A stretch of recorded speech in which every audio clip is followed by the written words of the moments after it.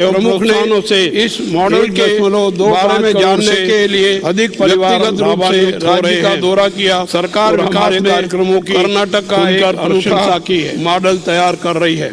शिक्षा क्षेत्र के लिए भारी मात्रा में संसाधन है आवंटित किए जा रहे हैं। आर्थिक सामाजिक विभाग में 13,000 से अधिक बनाना, स्नातक शिक्षा में हरित भरे हैं। महिला सशक्तिकरण शिक्षा विभाग में शामिल है। 1088 मॉडल का सहायक प्राध्यापकों के लिए नियुक्ति आदेश और विश्वविद्यालय कर रहे हैं। 8,311 यूनिवर्सिटियों का अपने निर्माण किया गया है। हब ब्लॉक में विवेक योजना और विशेष अनुदान 5,000 के ब्लॉक में कमरों का 5,000 मामले 782 व्यक्तिगत रूप से 522 मामले राज्य के शिक्षा क्षेत्र के लिए भारी मात्रा में शिक्षा विभाग में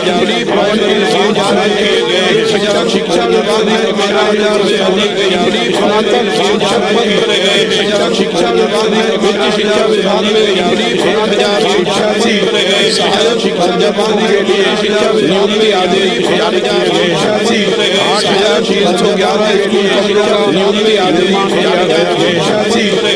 8,000 और विशेष अनुदान 5,000 कमरों का 5,000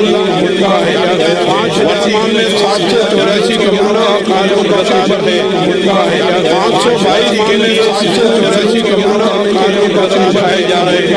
522 के लिए 1,000 सरकारी स्कूलों में बढ़ाए जा रहे हैं। प्राइमरी 522 किए गए 1,000 और नर्सरी कक्षाएं में बढ़ाए जा रही है। इसके अलावा सरकार और नर्सरी कक्षाएं में बढ़ाई जा रही है। सरकार के सभी जिलों में बच्चों को कराए जा रहे हैं। सरकार के सभी करने के वायदे से कराए 2002 में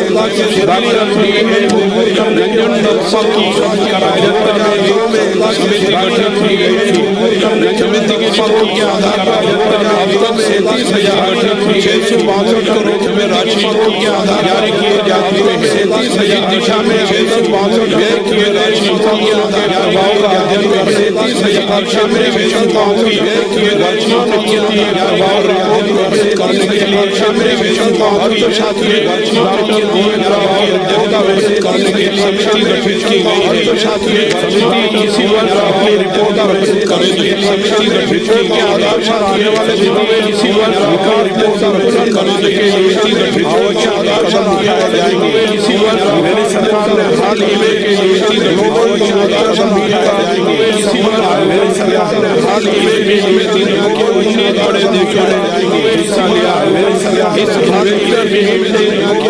सारे रिकॉर्ड दिए हिस्सा लिया के मामले में नया रिकॉर्ड बनाया। सारे रिकॉर्ड 2 साल करोड़ के सारे रिकॉर्ड 2 साल प्रतिशत से ज्यादा 2 साल प्रतिशत से ज्यादा सीमा से प्रतिशत से ज्यादा कर्नाटक में 45% करने के लिए उद्यमी आगे आए हैं। इससे राज्य में बेरोजगारी की समस्या को उद्यमी आगे आए हैं। इससे राज्य में कर्नाटक दुनिया समस्या को उद्यमी आगे आए हैं। इससे राज्य है कर्नाटक अपने 2024-25 के बजट का राज्य है। कर रहा है। महाराष्ट्र तमिलनाडु महाराष्ट्र तमिलनाडु मेरी सरकार शासन में पारदर्शिता के लिए महाराष्ट्र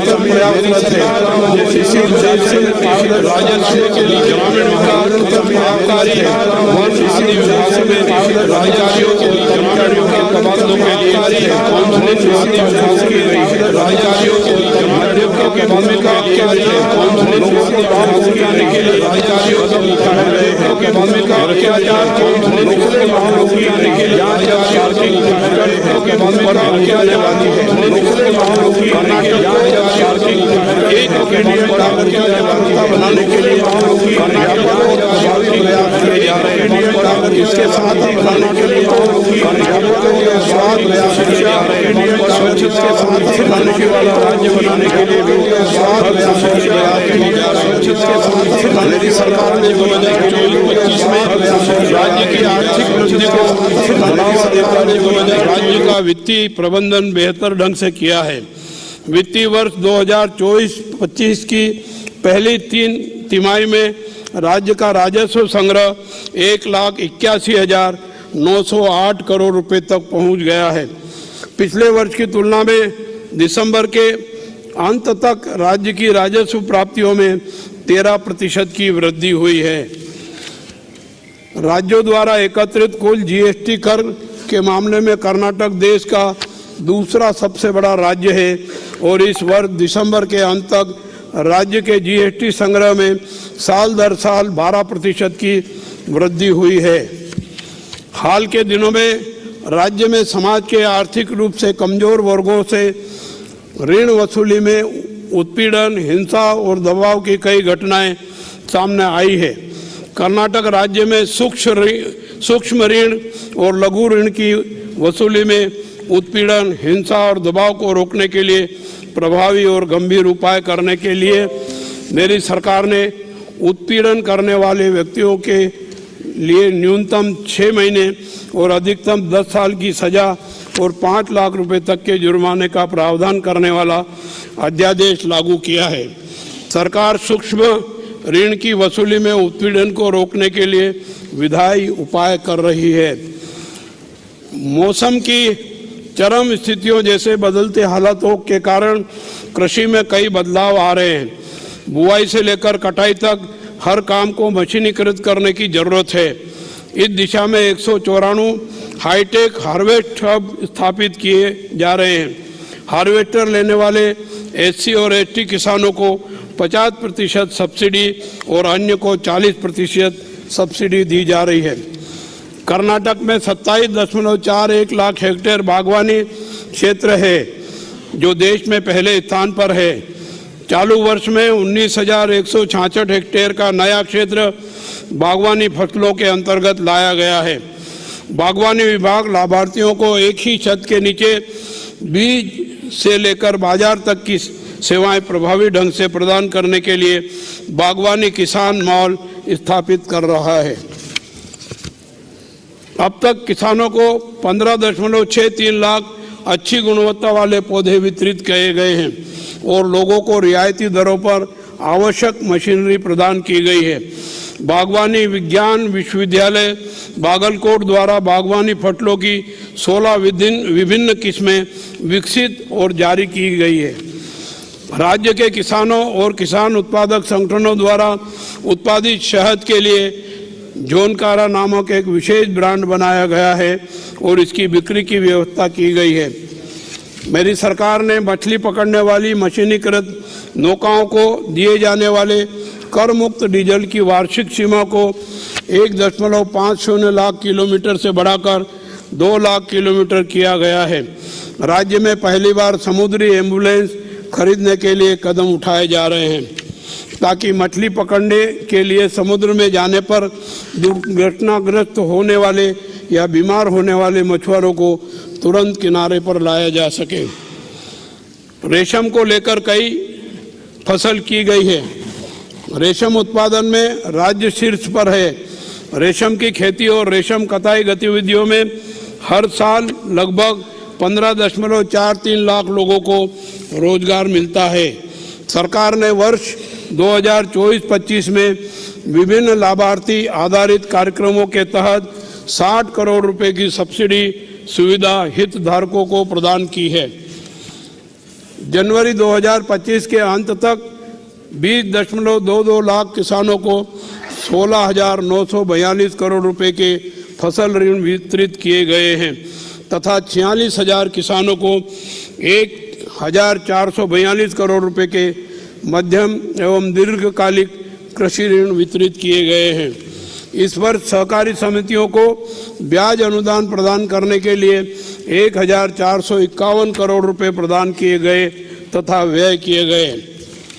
वित्तीय संकट में फंसी मैसूर शुगर कंपनी को पुनर्जीवित किया गया है। 2024-25 गन्ना पेराई सत्र के दौरान 1,99,888 मीट्रिक टन गन्ने की पेराई की गई है तथा खरीदे गए गन्ने के लिए किसानों को 70.46 करोड़ रुपए का भुगतान किया गया है। देश में औद्योगिक क्षेत्र में राज्य को अभूतपूर्व तरीके से अग्रणी बनाने के उद्देश्य से नई कर्नाटक प्रौद्योगिकी नीति 2025 से 30 को लागू किया गया है। पूंजी निवेश में राज्य दूसरे स्थान पर है। वर्ष 2024-25 में अप्रैल 2024 से सितंबर 2024 के अंत तक राज्य कुल निर्यात में 88,853 मिलियन डॉलर मूल्य की वस्तुओं और सेवाओं के निर्यात के साथ पहले स्थान पर है। 2023-24 की तुलना में राज्य ने निर्यात में 11.17% की वृद्धि हासिल की है। मेरी सरकार 40,000 करोड़ रुपए के निवेश से बेंगलुरु के बाहरी क्षेत्र में एक नया नॉलेज, वेलनेस और इनोवेशन शहर विकसित करने के इरादे रखती है। अनुमान है कि इससे लगभग 80,000 रोजगार के अवसर सृजित होंगे। एमएसएमई क्षेत्र एक ऐसा क्षेत्र है जो बड़े पैमाने पर रोजगार के अवसर सृजित करता है। यह क्षेत्र कर्नाटक में बहुत तेजी से बढ़ रहा है। मेरी सरकार ने इस क्षेत्र के विकास के लिए 687 करोड़ रुपए आवंटित किए हैं। कलबुर्गी में 1,000 एकड़ भूमि पर केंद्र और राज्य सरकार की 51% और 49% की संयुक्त भागीदारी से टेक्सटाइल पार्क स्थापित करने का प्रस्ताव है।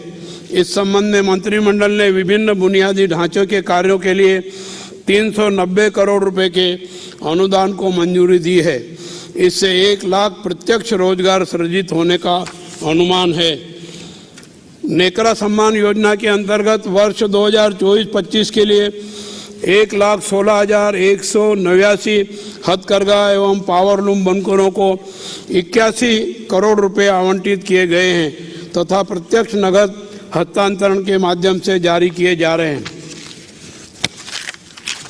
राज्य के आधारभूत ढांचे को बढ़ाने के उद्देश्य से विजयपुरा जिले में 347 करोड़ रुपए की लागत से हवाई अड्डे का काम पूरा करके इस वर्ष यात्रियों को लिए तैयार किया जा रहा है। 319 करोड़ रुपए की लागत से मैसूर हवाई अड्डे के रनवे का विस्तार करने के साथ 219 करोड़ रुपए की लागत से रायचूर हवाई अड्डे को विकसित करने के लिए कदम उठाए गए। धर्मस्थल, मडिकेरी और चिकमंगलुरु में हवाई पट्टी विकसित करने के लिए भूमि की पहचान और भूमि अधिग्रहण प्रक्रिया का काम किया जा रहा है। Bengaluru signature business park Bengaluru अंतर्राष्ट्रीय हवाई अड्डे के पास 407 एकड़ क्षेत्र में विकसित किया जा रहा है। बेंगलुरु में दूसरा हवाई अड्डा स्थापित करने की प्रक्रिया शुरू की गई है। कारवार नौसेना बेस के पास हवाई अड्डे के लिए भूमि अधिग्रहण की प्रक्रिया शुरू कर दी गई है। मेरी सरकार ने चालू वित्तीय वर्ष में राज्य में 9 रेल परियोजनाओं के लिए 600 करोड़ रुपए उपलब्ध कराए हैं। इन परियोजनाओं के निर्माण लागत का 50% तथा भूमि अधिग्रहण लागत का 50 से 100% राज्य सरकार वहन कर रही है। मेरी सरकार राज्य में 66 किलोमीटर रेलवे डबल ट्रैकिंग परियोजना के लिए 407 करोड़ रुपए उपलब्ध करा रही है। ये डबल ट्रैकिंग रेलवे परियोजनाएं अगस्त 2025 तक पूरी हो जाएगी। रेलवे के साथ साझेदारी में राज्य सरकार 15,767 करोड़ रुपए की अनुमानित लागत से 148.17 किलोमीटर लंबी बेंगलुरु उपनगरीय रेलवे परियोजना नेटवर्क विकसित कर रही है। मेरी सरकार ने बेंगलुरु में यातायात की भीड़ को कम करने के लिए हर संभव पहल की है। भारतीय विज्ञान संस्थान बेंगलुरु के सहयोग से 25 करोड़ रुपए की लागत से 5 वर्ष की अवधि के लिए वायर्ड एंड वायरलेस प्रौद्योगिकी में उत्कृष्टता केंद्र स्थापित किया जा रहा है। कर्नाटक मुक्त विश्वविद्यालय मंडकली मैसूर में 30 करोड़ रुपए की लागत से वैश्विक प्रौद्योगिकी केंद्र स्थापित करने के लिए कदम उठाए गए हैं। वी स्केल इट कार्यक्रम को विशेष रूप से महिलाओं के नेतृत्व वाले स्टार्टअप को प्रोत्साहित करने के लिए इंक्यूबेशन और त्वरण कार्यक्रमों को लागू करने के लिए डिजाइन किया गया है। यह कार्यक्रम उत्पाद सत्यापन, बाजार में प्रवेश और परिचालन के विस्तार के लिए आवश्यक उपकरण, मार्गदर्शन और सलाह प्रदान करता है। राष्ट्रीय स्तर पर जैव प्रौद्योगिकी क्षेत्र की वर्तमान स्थिति को ध्यान में रखते हुए जैव प्रौद्योगिकी नीति 4.0 की घोषणा की गई है। कर्नाटक ने राज्य में वैश्विक क्षमता केंद्रों को आमंत्रित करने के लिए देश में पहली बार कर्नाटक वैश्विक क्षमता केंद्र नीति 2024 की घोषणा की है।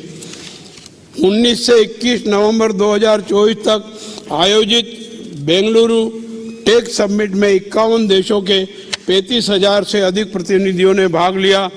निवेशक संपर्क जैसी विभिन्न पहलों के माध्यम से स्टार्टअप्स को इस समिट से लाभ हुआ है। वर्तमान में 1.62 करोड़ उपभोक्ता गृह ज्योति योजना के तहत सुविधा का लाभ उठा रहे हैं। अगस्त 2023 से जनवरी 2025 तक बिजली आपूर्ति कंपनियों को कुल 17,290 करोड़ रुपए की सब्सिडी जारी की गई है। मेरी सरकार ने 2000 मेगावाट शरावती पीएससी परियोजना के कार्यान्वयन के लिए 11 मार्च 2024 को 8,645 करोड़ रुपए के कार्य आदेश जारी किए गए हैं। 19 दिसंबर 2024 को अपशिष्ट से ऊर्जा योजना के अंतर्गत बिडदी में अपशिष्ट से बिजली बनाने वाला 11.5 मेगावाट का बिजली संयंत्र सफलतापूर्वक चालू किया गया है। किसानों की जीवन शैली में सुधार लाने और किसानों को दिन के समय विश्वसनीय बिजली प्रदान करने के लिए 40,000 ऑफ ग्रिड और पंप सेटों के विकेंद्रीकृत फीडर सोलराइजेशन के लिए पीएम कुसुम योजना के अंतर्गत 2,392 मेगावाट क्षमता की परियोजनाएं शुरू की गई है।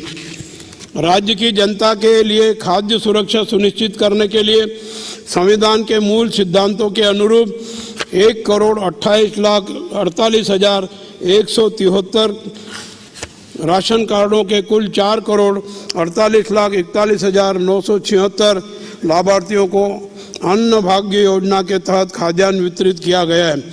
खाद्य सुरक्षा योजना के तहत 5 किलो अनाज उपलब्ध कराने के साथ ही राज्य सरकार उनके लिए घोषित 5 किलो अनाज के एवज में प्रति व्यक्ति प्रति माह 170 रुपये की राशि सीधे उनके खातों में हस्तांतरित कर रही है। इसके लिए राज्य सरकार ने जुलाई 2023 से सितंबर 2024 तक 10,009 करोड़ रुपए व्यय किए हैं। पहले चूंकि केंद्र सरकार की एजेंसियों ने कहा था कि वे चावल नहीं देंगे, इसलिए हमने मनी ट्रांसफर व्यवस्था शुरू की थी।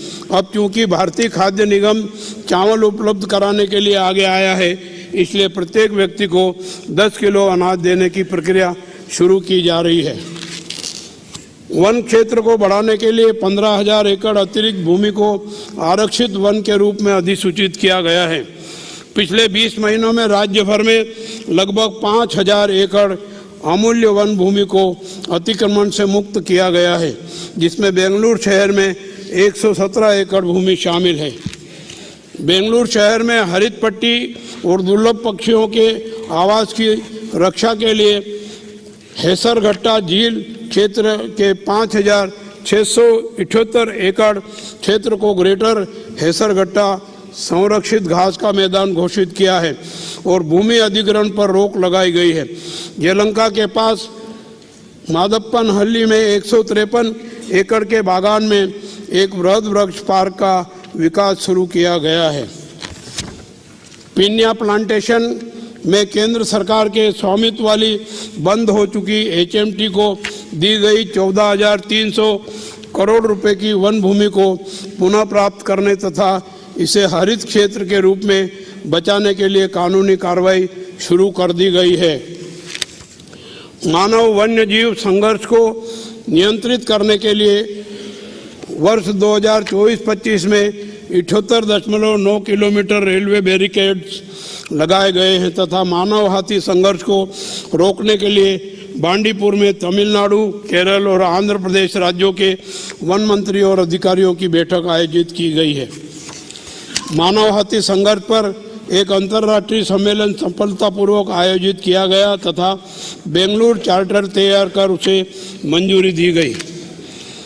राज्य के लोगों के स्वास्थ्य को बेहतर बनाने के लिए कई पहल की गई है। एनीमिया मुक्त पोषण कर्नाटक परियोजना शुरू की गई है और जब 10.8 लाख पीयूसी छात्रों की एनीमिया के लिए जांच की गई तो 32.5% बच्चे एनीमिया से पीड़ित पाए गए।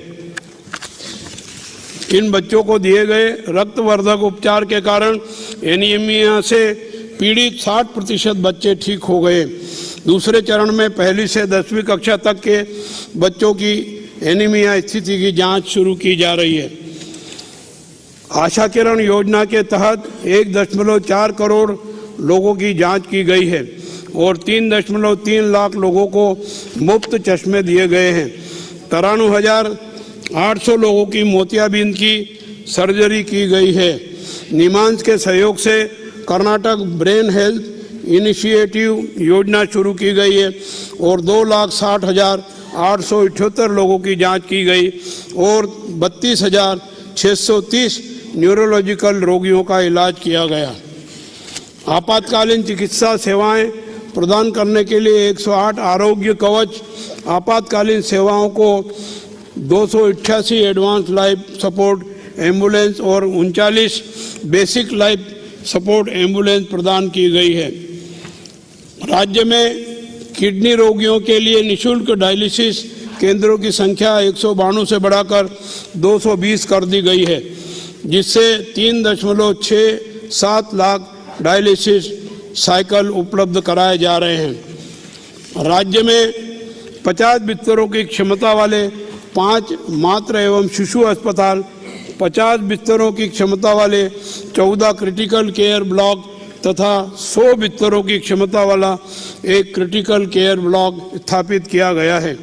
इसके अतिरिक्त 857 करोड़ रुपए के अनुदान से पीएचसी, सीएचसी तथा तालुक अस्पतालों के 88 कार्यों का कार्यान्वयन किया जा रहा है। जीव सार्थक संस्था के 78 अस्पताल हैं, जिनमें 4 सरकारी अस्पताल भी शामिल हैं जो अंग प्रत्यारोपण केंद्र के रूप में कार्य करते हैं। अब तक 344 बीपीएल मरीजों को एसए/एसटी योजना के तहत निःशुल्क अंग प्रत्यारोपण किया जा चुका है। इसके लिए इसे राष्ट्रीय स्तर पर द्वितीय सर्वश्रेष्ठ पुरस्कार दिया गया है। डॉक्टर पुनीत राजकुमार हृदय ज्योति योजना के तहत अब तक 416 हृदयघात रोगियों का इलाज किया गया है।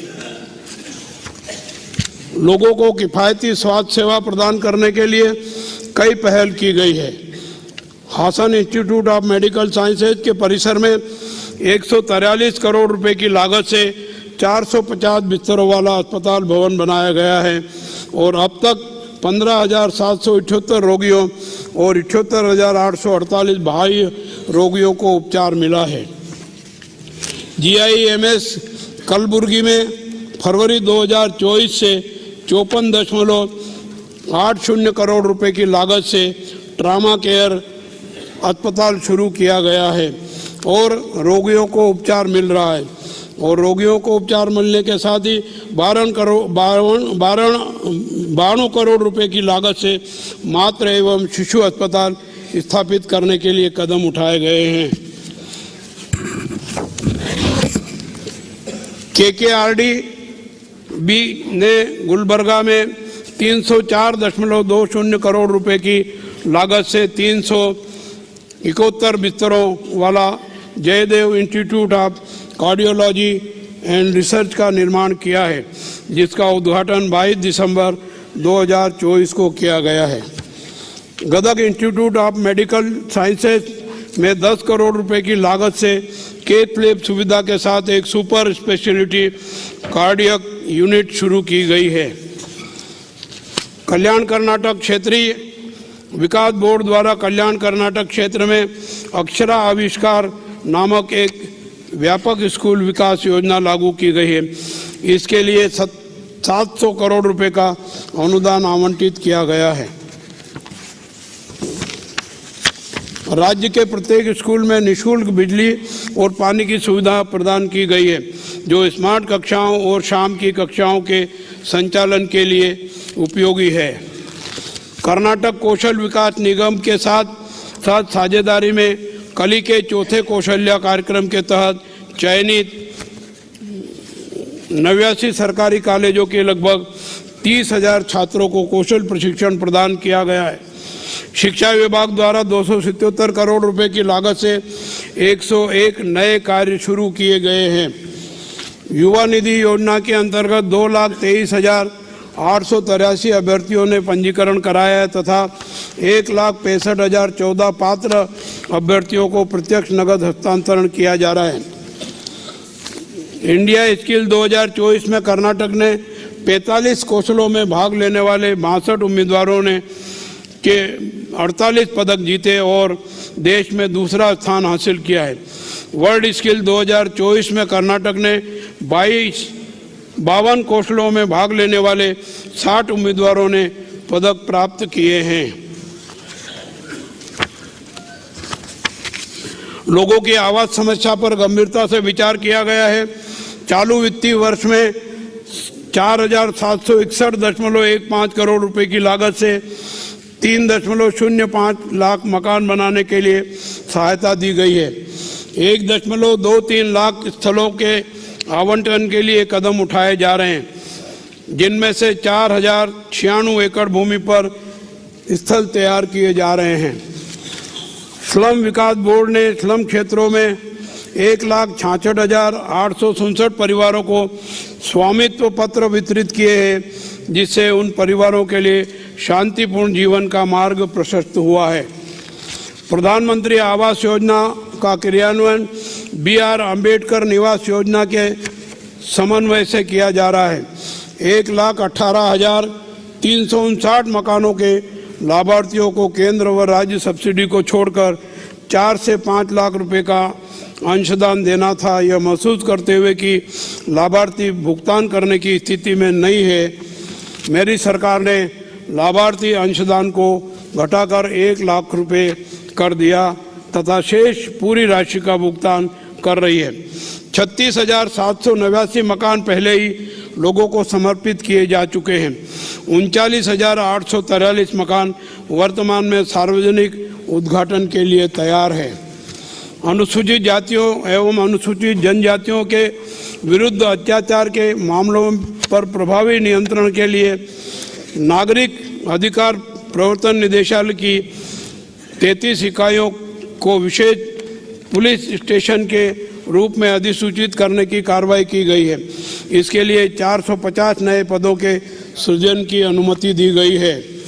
अनुसूचित जातियों एवं अनुसूचित जनजातियों के समग्र विकास हेतु 2024-25 में SC/ST के अंतर्गत 27,674 करोड़ रुपए तथा THP के अंतर्गत 11,447 करोड़ रुपए कुल 39,121 करोड़ रुपए आवंटित एवं व्यय किए जा रहे हैं। बजट 2024-25 में की गई घोषणाओं के अनुसार 22 नए आवासीय विद्यालय एवं 31 छात्रावास स्थापित किए गए हैं। विद्यार्थियों को बुनियादी सुविधाएं उपलब्ध कराने के लिए 47 छात्रावासों आवासीय विद्यालयों का निर्माण कार्य प्रारंभ किया गया है। समाज कल्याण विभाग ने 2024 में लोकतंत्र दिवस सफलतापूर्वक मनाया तथा 22 लाख लोगों की भागीदारी के साथ बीदर से चामराजनगर तक 2,500 किलोमीटर की मानव श्रृंखला बनाकर विश्व रिकॉर्ड बनाया। यह समझते हुए कि संविधान विरोधी ताकतें सक्रिय हो रही है, मेरी सरकार संविधान जागरूकता कार्यक्रम चलाकर सराहनीय कार्य कर रही है, जिसका उद्देश्य है कि यदि हम संविधान की रक्षा करेंगे तो संविधान हमारी रक्षा करेगा। अनुसूचित जाति के 216 विद्यार्थियों को विदेशी विश्वविद्यालयों में उच्च शिक्षा हेतु 45 करोड़ रुपए का अनुदान दिया गया है। 12,858 विद्यार्थियों को प्रतियोगी परीक्षाओं के लिए प्रशिक्षित किया जा रहा है। वर्ष 2024-25 में 7 जिलों में 100 विद्यार्थियों की क्षमता वाले 14 पोस्ट मैट्रिक बालक बालिका छात्रावास प्रारंभ किए हैं। अनुसूचित जनजाति कल्याण विभाग द्वारा कुल 403 आवासीय विद्यालय छात्रावासों का संधारण किया जा रहा है, जिनमें कुल 45,560 विद्यार्थी रह रहे हैं। महर्षि वाल्मीकि आदिवासी जनजाति आवासीय विद्यालयों में विद्यार्थियों की ड्रॉप आउट दर को रोकने के लिए कक्षा 7 से 8 का उन्नयन किया गया है तथा आवासीय विद्यालयों में विद्यार्थियों की संख्या 25 से बढ़ाकर 40 की गई है। छात्रवृत्ति कार्यक्रम के अंतर्गत 221 करोड़ रुपए आवंटित किए गए हैं तथा प्री मैट्रिक एवं पोस्ट मैट्रिक के कुल 3,67,281 विद्यार्थियों को छात्रवृत्ति प्रदान की गई है। विदेशी विश्वविद्यालयों में उच्च शिक्षा के अवसर प्रदान करने के लिए प्रबुद्ध योजना के अंतर्गत 10 करोड़ रुपए आवंटित किए गए हैं। इस योजना के अंतर्गत अनुसूचित जनजाति के 31 विद्यार्थी विदेशी विश्वविद्यालयों में उच्च शिक्षा प्राप्त कर रहे हैं। पिछड़ा वर्ग कल्याण विभाग ने बच्चों को गुणवत्तापूर्ण शिक्षा प्रदान करने के उद्देश्य से बजट घोषणा के अनुसार वर्ष 2024-25 में कल्याण कर्नाटक क्षेत्र सहित राज्य में 150 नए पोस्ट मैट्रिक छात्रावास शुरू किए हैं। सामुदायिक संगठनों द्वारा पिछड़े वर्गों के लिए सामुदायिक हॉल के निर्माण के लिए 150 करोड़ रुपए का अनुदान मंजूर किया है। यूपीएससी, केपीएससी, बैंकिंग, भारतीय सेना आदि परीक्षाओं के लिए पिछड़े वर्ग के युवाओं को प्रशिक्षित करने के लिए कोपल जिले के कनकगिरी और कलबुर्गी जिले में प्रशिक्षण स्कूल शुरू किए गए। अल्पसंख्यक कल्याण विभाग ने 250 क्षमता वाले 25 मोरारजी देसाई आवासीय विद्यालय, 100 क्षमता वाले 96 पोस्ट मैट्रिक बालक बालिका छात्रावास तथा 300 क्षमता वाले 50 नए मौलाना आज़ाद विद्यालय प्रारंभ किए हैं। वर्ष 2024-25 के बजट की घोषणा के अनुसार ईसाई समुदाय के विकास हेतु 200 करोड़ रुपए के अनुदान से विभिन्न कार्यक्रम क्रियान्वित किए जा रहे हैं। अल्पसंख्यक निदेशालय के अधीन संचालित कुल 76 मोरारजी देसाई आवासीय विद्यालय, महाविद्यालय, मौलाना आज़ाद मॉडल विद्यालय एवं छात्रावासों को 700 करोड़ रुपए की लागत से भवनों के निर्माण का कार्य किया जा रहा है। विभाग द्वारा संचालित 161 आवासीय विद्यालयों, महाविद्यालयों में कुल 44,957 विद्यार्थी आवासीय सुविधाओं के साथ अंग्रेजी माध्यम में अध्ययन कर रहे हैं। 250 मौलाना आज़ाद मॉडल विद्यालयों में 38,876 विद्यार्थियों को निःशुल्क शिक्षा प्रदान की जा रही है तथा उक्त विद्यालयों के रखरखाव के लिए 106 करोड़ रुपए उपलब्ध कराए गए हैं। प्रदेश में महिलाओं के आर्थिक सशक्तिकरण को बढ़ाने के लिए गृह लक्ष्मी गारंटी योजना के तहत परिवार की महिला मुखिया को हर महीने 2,000 रुपये दिए जा रहे हैं। उक्त योजना के तहत 1,26,24,547 महिला लाभार्थियों को पंजीकृत किया गया है और योजना के शुरू होने से अब तक 36,000 करोड़ रुपए सीधे लाभार्थियों के खातों में जमा किए गए हैं। गृह लक्ष्मी योजना की सुविधा अब लैंगिक अल्पसंख्यकों को भी दी गई है। 71 गरीबी रेखा से नीचे के परिवारों में बालिकाओं के जन्म को प्रोत्साहित करने तथा लिंगानुपात में सुधार लाने के उद्देश्य से भाग्य लक्ष्मी सुकन्या समृद्धि योजना लागू की गई है। इस योजना के तहत 15 वर्षों तक प्रत्येक बालिका को के खाते में प्रति वर्ष 3,000 रुपये जमा किए जा रहे हैं। वर्ष 2024-25 में अब तक 5,59,693 लाभार्थियों के खातों में 168 करोड़ रुपए जमा किए जा चुके हैं। भवन एवं अन्य निर्माण श्रमिक कल्याण बोर्ड में 10,01,379 लाभार्थियों का पंजीकरण किया गया है तथा विभिन्न कल्याणकारी एवं सामाजिक सुरक्षा लाभों के अंतर्गत 11.94 लाख लाभार्थियों को 702 करोड़ रुपए का भुगतान किया गया है। उपकर के रूप में 1515 करोड़ रुपए एकत्रित किए गए हैं। निवारक स्वास्थ्य देखभाल योजना के अंतर्गत 10.63 लाख लाभार्थियों की चिकित्सा जांच की गई है। लाभार्थियों के पंजीकरण एवं लाभ वितरण के लिए राज्य भर में 43 श्रमिक सेवा केंद्र स्थापित करने के लिए कदम उठाए गए हैं।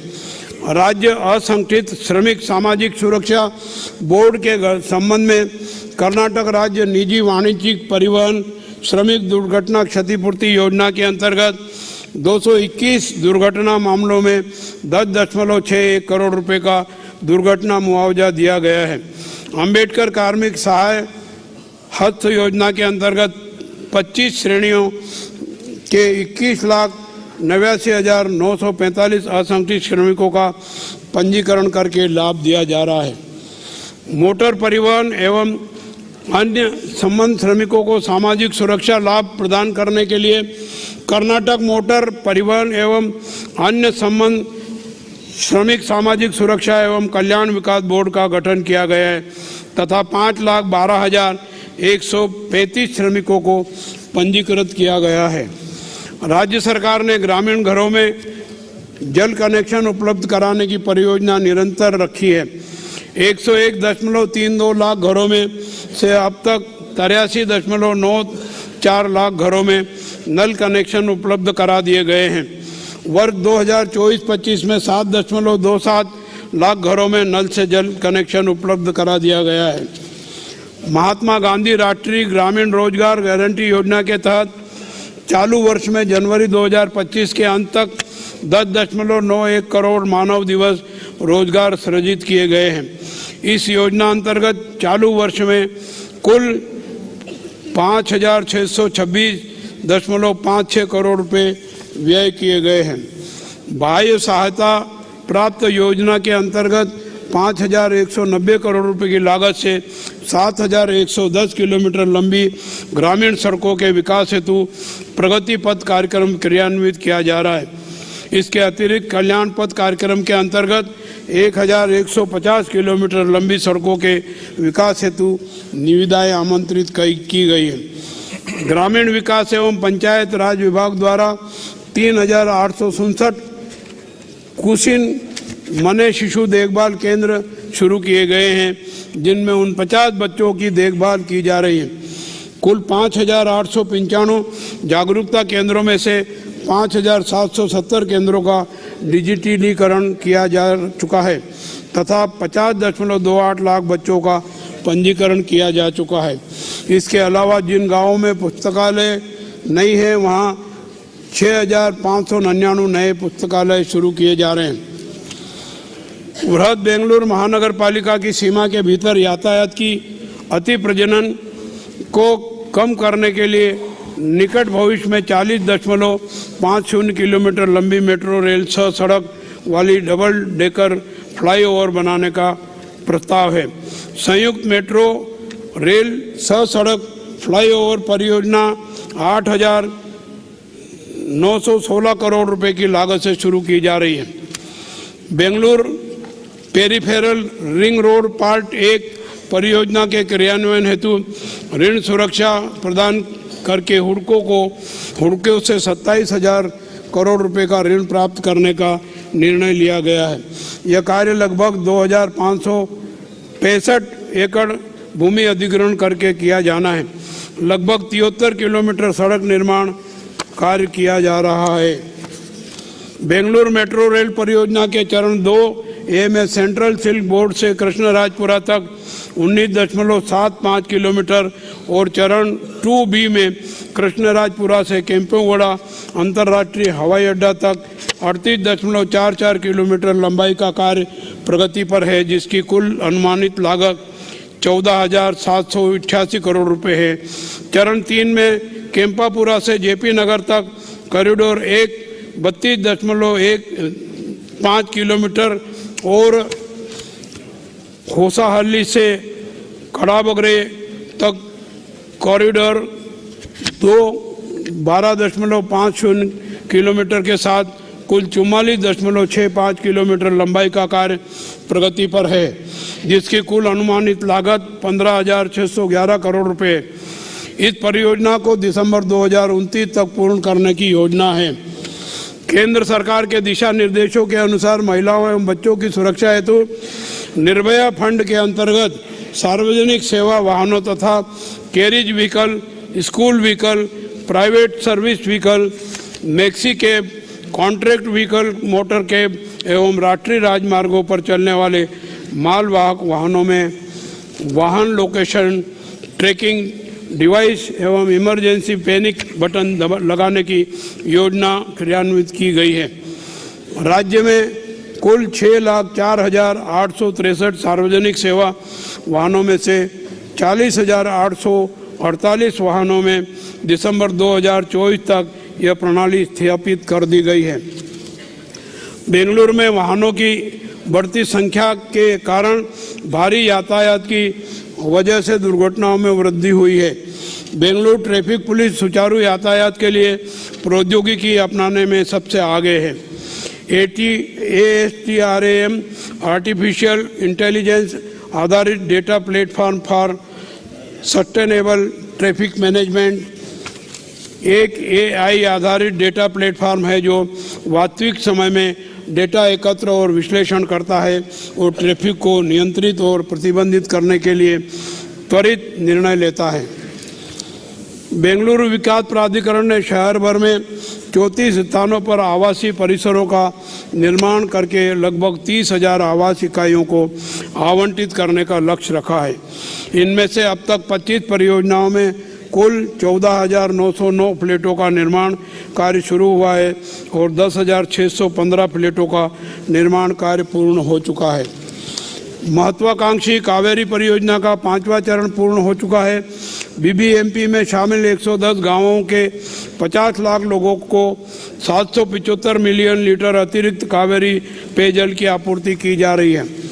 बेंगलुरु शहर और उसके उपनगरों की अतिरिक्त पेयजल आवश्यकताओं को पूरा करने के लिए 6 TMC पानी आवंटित किया गया है।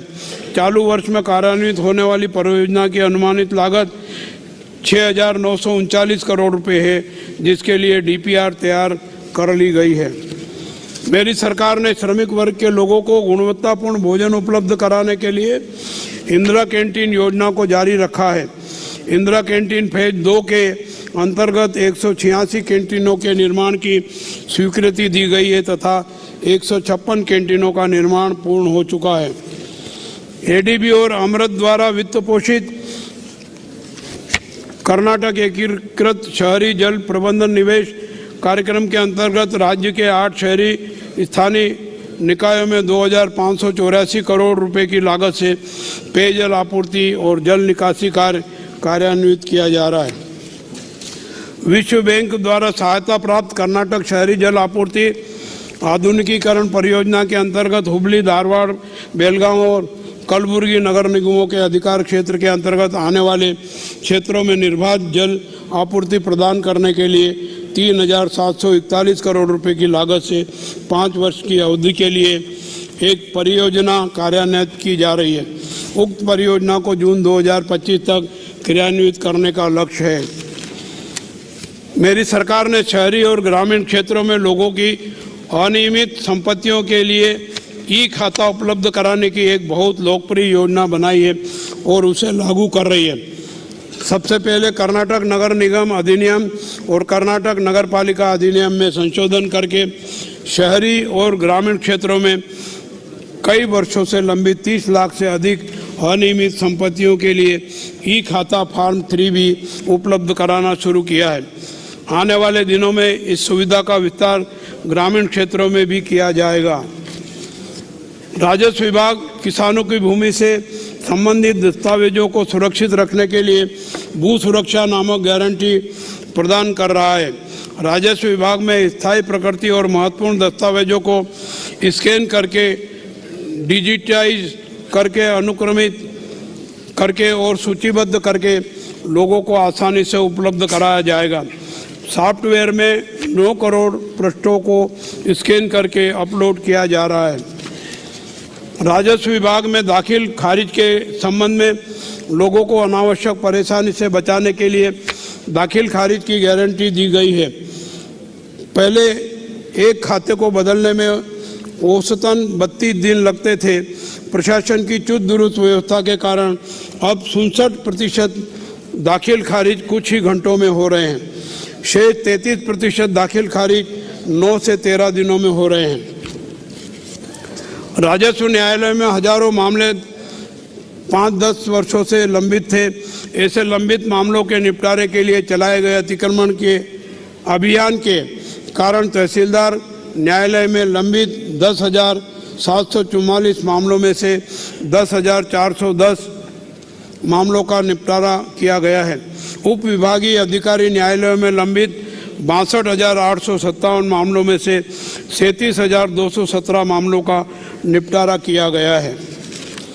सरकार के सत्ता में आने से पहले सर्वेक्षण एवं बंदोबस्त विभाग में 11 ई स्केच प्राप्त करने में औसतन 90 दिन लगते थे तथा जमीन पर सीमांकन के लिए 120 से 180 दिन लगते थे। प्रभावी प्रशासन के कारण 11 ई स्केच 90 दिनों के बजाय 30 दिनों में प्राप्त हो रहे हैं। सीमांकन के मामले 45 दिनों में हो रहे हैं। राज्य में नन्ना भूमि कार्यक्रम के माध्यम से दरखास्तों पौड़ी विशेष अभियान चलाया गया है। पिछले 5 वर्षों में 5,813 दरखास्त अनुदान भूमि का सीमांकन एवं उप विभाजन किया गया है, जबकि दिसंबर 2024 से नन्ना भूमि योजना के क्रियान्वयन के बाद से 4,850 से अधिक कृषक अनुदान भूमि का सीमांकन एवं उप विभाजन किया गया है। स्वामित्व योजना के अंतर्गत पहली बार राज्य के इतिहास में मापी न गई ग्रामीण आवासीय क्षेत्रों गांवों की संपत्तियों का ड्रोन के माध्यम से सर्वेक्षण कार्य किया जा रहा है।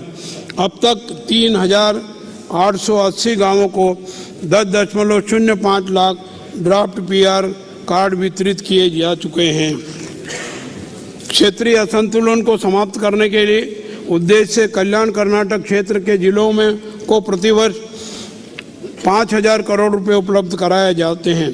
प्रारंभिक शेष राशि सहित 1,470 करोड़ रुपए खर्च किए जा चुके हैं तथा दिसंबर 2024 तक 3,222 कार्य पूरे किए जा चुके हैं। शेष कार्य विभिन्न चरणों में प्रगति पर है। सरकार ने कलबुर्गी में ऐतिहासिक कैबिनेट बैठक आयोजित कर 11,770 करोड़ रुपए से अधिक की परियोजनाओं और कार्यों को मंजूरी दी। कल्याण कर्नाटक के रिक्त पदों पर भर्ती, पेयजल, शिक्षा, स्वास्थ्य सुधार, नए न्यायालय परिसर का निर्माण, पर्यटन विकास आदि क्षेत्रों को प्राथमिकता देकर क्षेत्र के समग्र विकास की ओर उन्मुख हो रहा है। सरकार ने कन्नड़ भाषा और संस्कृति के प्रचार प्रसार के लिए कई महत्वपूर्ण कदम उठाए हैं। कर्नाटक संभ्रम 50 के तहत 1 नवंबर 2024 को हेसराइतु कर्नाटक उसिरागली कन्नड़ समारोह में 50 पुरुष और 50 महिला उपलब्धि हासिल करने वालों को स्वर्ण जयंती पुरस्कार से सम्मानित किया गया है। 27 जनवरी 2025 को विधानसौधा के परिसर में नाड़ देवी भुवनेश्वरी की कांस्य प्रतिमा का अनावरण किया गया। कर्नाटक में सभी कार्यालयों, दुकानों और वाणिज्यिक प्रतिष्ठानों की नाम पट्टिकाओं पर 60% कन्नड़ अनिवार्य करने के लिए कन्नड़ भाषा व्यापक विकास अधिनियम लागू किया गया है। मैसूर में सांस्कृतिक दृष्टिकोण चिंतन सम्मेलन, महाराष्ट्र के सांगली जिले के जत तालुक के गुड्डापुर में गड़ीनाट सम्मेलन और रायचूर में गोकाक आंदोलन पूर्व व्यापी एवं भावी व्यापी दृष्टिकोण का सफलतापूर्वक आयोजन किया गया है। लोक निर्माण विभाग की विभिन्न योजनाओं के अंतर्गत वर्ष 2024-25 में 2,451 किलोमीटर राज्य राजमार्गों तथा 3,103 किलोमीटर जिला मुख्य सड़कों का विकास, नवीनीकरण तथा 100 निर्माण कार्य पूर्ण किया गया है। HSDP फेज 5 के अंतर्गत 9,000 करोड़ रुपए की कुल लागत से 2 चरणों में 2500 किलोमीटर राजमार्गों के विकास की प्रशासनिक स्वीकृति दी गई है। राज्यव्यापी सड़कों और पुलों के निर्माण के लिए 4000 करोड़ रुपए की कार्य योजना स्वीकृत की गई है। CIRF योजना के अंतर्गत 1385 करोड़ रुपए की लागत से राज्य की 2056 किलोमीटर लंबी 295 सड़कों का विकास किया जा रहा है। मेरी सरकार 1696 करोड़ रुपए की लागत से हाइब्रिड वार्षिकी मॉडल के अंतर्गत रायचूर के निकट कलमला जंक्शन से सिंधुनूर तक 78.45 किलोमीटर लंबे राज्य मार्ग को विकसित करने की प्रक्रिया में है। सरकार की महत्वाकांक्षी परियोजना शक्ति योजना महिलाओं को सशक्तिकरण की ओर ले जाएगी। उक्त परियोजना के शुभारंभ से लेकर 17 जनवरी 2025 तक राज्य के लगभग 376.70 करोड़ लाभार्थियों को शक्ति योजना से लाभ मिला है। सरकार ने इसके लिए 8215 करोड़ रुपए का अनुदान आवंटित किया है। वर्ष 2024-25 के जनवरी 2025 के अंत तक सार्वजनिक परिवहन हेतु विभिन्न मॉडलों की कुल 4889 नई बसें उपलब्ध कराई गई है। राज्य सार्वजनिक परिवहन निगमों की बसों में दुर्घटना में मृत यात्रियों के आश्रितों को दी जाने वाली आर्थिक क्षतिपूर्ति राशि को 3 लाख रुपए से बढ़ाकर 10 लाख रुपए कर दिया गया है। उत्तर पश्चिम कर्नाटक सड़क परिवहन निगम ने कैशलेस चिकित्सा उपचार योजना के लिए चयनित अस्पतालों के साथ ही 3 साल की अवधि के लिए समझौता किया है, जो निगम के कर्मचारियों की लंबे समय से चली आ रही मांग है। कर्नाटक राज्य सड़क परिवहन निगम में कैशलेस चिकित्सा उपचार योजना को लागू करने के लिए कदम उठाए गए हैं और KSRTC आरोग्य योजना शुरू की गई है। वर्ष 2024-25 के बजट में जल संसाधन विभाग को कुल 16,837 करोड़ रुपए उपलब्ध कराए गए तथा 36,799 एकड़ सिंचाई क्षमता उपलब्ध कराई गई है। ये 3 होले एकीकृत पेयजल परियोजना के प्रथम चरण में लिफ्ट एवं विद्युत आपूर्ति कार्य पूर्ण कर जनता को समर्पित किए गए हैं। सरकार राज्य में लंबित सिंचाई परियोजनाओं को समय सीमा में शुरू करने के लिए प्रतिबद्ध है। कुछ परियोजनाओं के लिए केंद्र सरकार की मंजूरी की आवश्यकता है तथा हम केंद्र पर दबाव बना रहे हैं। लघु सिंचाई विभाग ने वर्तमान में 5,847 हेक्टेयर की सिंचाई क्षमता सृजित की है। 165 बैराज बनाए गए हैं। लक्ष्मण तीर्थ नदी लिफ्ट सिंचाई परियोजना के माध्यम से चिलकुंडा और अन्य गांवों को पीने का पानी उपलब्ध कराने के लिए 14 जिलों को पानी से भरने की परियोजना 19 करोड़ रुपए की लागत से शुरू की गई है और परियोजना का परीक्षण कार्य किया जा रहा है। मांड्या जिले के KR-पेटे तालुक के एचनहल्ली में 50 जिलों को भरने के लिए लिफ्ट सिंचाई परियोजना 265.29 करोड़ रुपए की लागत से शुरू की गई है और परियोजना के पहले चरण का परीक्षण कार्य किया जा रहा है। स्वतंत्रता संग्राम की गति को तीव्र करने के लिए राष्ट्रपिता महात्मा गांधी की अध्यक्षता में दिसंबर 1924 में कर्नाटक के बेलगांव में ऐतिहासिक कांग्रेस अधिवेशन आयोजित किया गया था। मेरी सरकार ने इस ऐतिहासिक घटना की शताब्दी मनाने के लिए बेलगांव में एक भव्य समारोह का आयोजन किया। पूरे राज्य में गांधी जी की नैतिक सिद्धांतों का प्रचार प्रसार करने तथा वर्तमान पीढ़ी में गांधी जी के सिद्धांतों के बारे में जागरूकता पैदा करने और देश के लोगों को यह समझाने के लिए कि गांधी जी के सिद्धांत आज भी प्रासंगिक है, पूरे राज्य में राज्य भर गांधी भारत के नाम से विभिन्न कार्यक्रम आयोजित किए जा रहे हैं और कार्यक्रमों को इस तरह से आयोजित किया जा रहा है कि वे राज्य के हर घर तक पहुँचे। पर्यटन नीति 2024-2029 को कर्नाटक सरकार के विजन को प्राप्त करने के उद्देश्य से तैयार किया गया है।